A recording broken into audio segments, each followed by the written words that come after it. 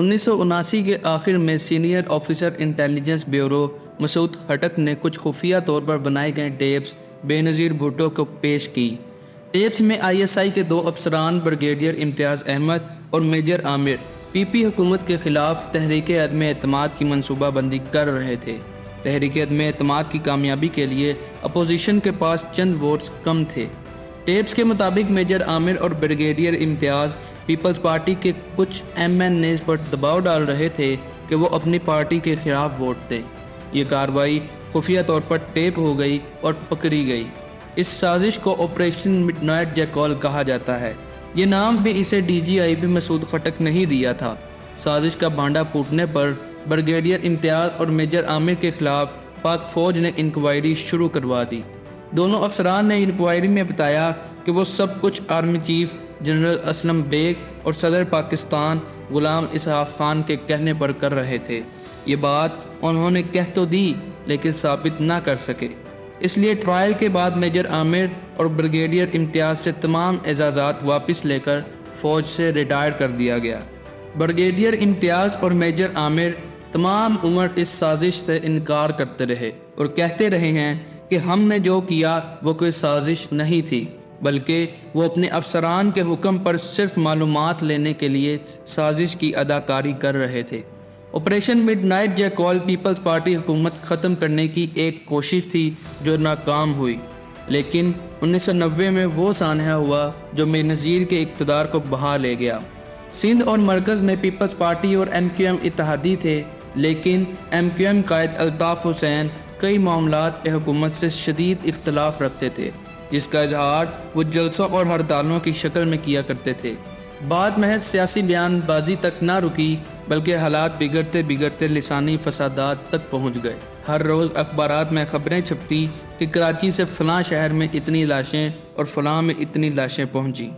تشدد سے ہلاک ہونے والوں میں پنجابی، سندھی، مہاجر، پشتون سبھی شامل تھے۔ کراچی اور حیدرآباد سے مسخ شدہ لاشیں ہی نہیں، بم دھماکوں کی خبریں بھی تواتر سے آنے لگیں۔ یہ خبریں ایسی لرزہ خیز ہوتی کہ کمزور دل کے حضرات نے اخبارات خریدنا ہی چھوڑ دیے۔ حالات اتنے بگڑے کہ کراچی اور حیدرآباد میں کرفیو لگانا پڑ گیا۔ سندھ حکومت فسادات اور خون خرابے کو روکنے میں ناکام دکھائی دیتی تھی۔ ایسے میں IG سندھ کو پتہ چلا کہ قتل و غارت کے کچھ ملزم حیدرآباد کے علاقے پکا قلعہ میں پناہ لے چکے ہیں۔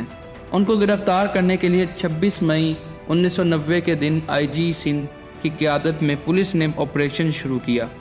پکا قلعہ الطاف حسین کی جماعت MQM کا گڑھ سمجھا جاتا تھا۔ پولیس کا کہنا ہے کہ جب پکا قلعہ کے علاقے میں تلاشی شروع کی گئی تو گولیوں اور تشدد کا سامنا کرنا پڑا، جس پر پولیس نے سخت جواب دیا۔ یہاں سے معاملہ بگڑنا شروع ہوا۔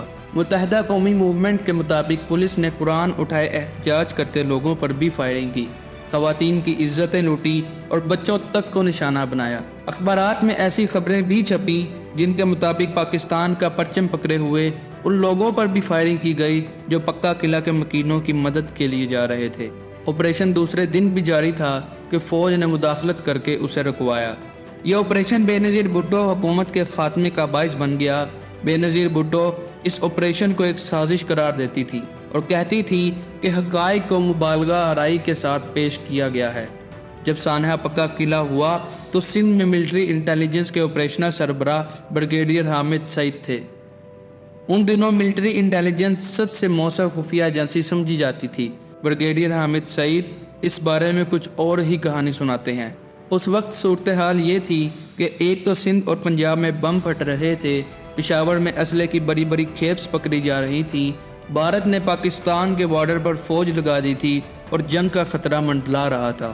ادھر ستم بلائے ستم یہ کہ برطانوی شہری سلمان رشدی نے ایک گستاخانہ کتاب لکھ کر پوری دنیا میں مسلمانوں کے جذبات کو ٹھیس پہنچائی۔ اس پر پاکستان میں امریکی سفارت خانے کے باہر مظاہرہ ہوا جس میں 6 افراد جان سے چلے گئے۔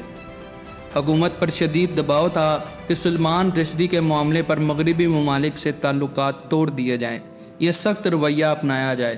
بے نظیر بھٹو کے آرمی چیف سے تعلقات بھی خراب ہو چکے تھے اور صدر غلام اسحاق خان سے بھی ان کی بہت بگڑ چکی تھی۔ یہ وہ حالات تھے جن میں 6 اگست 1990 کے دن غلام اسحاق خان کی آواز ریڈیو پاکستان پر گونجی۔ بے نظیر بھٹو کی حکومت پر جو چارج شیٹ انہوں نے لگائی اس میں سانحہ پکا قلعہ نمایاں تھا۔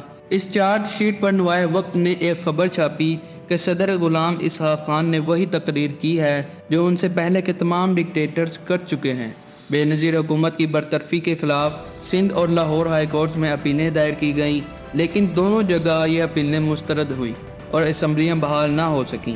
بے نظیر کی پہلی حکومت کا کل دورانیہ 20 ماہ اور 4 دن تھا۔ آج آپ نگران وزیر اعظم اور وزراء اعلیٰ کے ناموں پر شدید اختلافات سنتے اور دیکھتے ہیں، لیکن کیا آپ جانتے ہیں کہ بے نظیر حکومت کے خاتمے کے بعد جو نگران حکومت قائم کی گئی اس کے وزیر اعظم کون تھے؟ نگران وزیر اعظم تھے IGI کے سربراہ غلام مصطفیٰ جتوئی، وہی غلام مصطفیٰ جتوئی جو اس الیکشن اور اس سے پہلے الیکشن میں پیپلز پارٹی کے خلاف ایک اتحاد کو لیڈ کر رہے تھے۔